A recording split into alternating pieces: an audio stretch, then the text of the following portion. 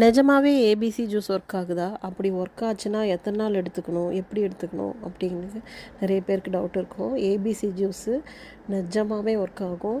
ஆனால் அதனால் சில ப்ராப்ளமும் வருதுன்னு சொல்கிறாங்க. அதனால் வாரத்துக்கு 2 முறை இல்லைனா 3 முறை அந்த மாதிரி எடுத்துக்கலாம்.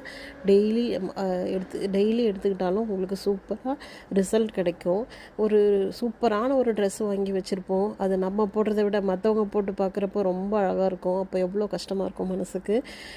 அதனால் இந்த ஏபிசி ஜூஸ் குடிச்சிங்க அப்படின்னு சொன்னால் நிஜமாகவே உங்களுக்கு ஒரு க்ளோ கண்டிப்பாக ஸ்கின்ல கிடைக்கும். நம்மளும் ஓகே கான்ஃபிடெண்ட்டாக உணரலாம், தைரியமாக உணரலாம், நல்லா அழகாக நம்மளுடைய ஸ்கின்னை நம்ம மெயின்டைன் பண்ணிக்கலாம். பழங்களும் இந்த காய்கறிகளையும் பச்சையாக நம்ம எடுத்துக்கிறப்போ உண்மையாகவே ஒரு க்ளோ கிடைக்கிது அப்படிங்கிறது உண்மைதான்.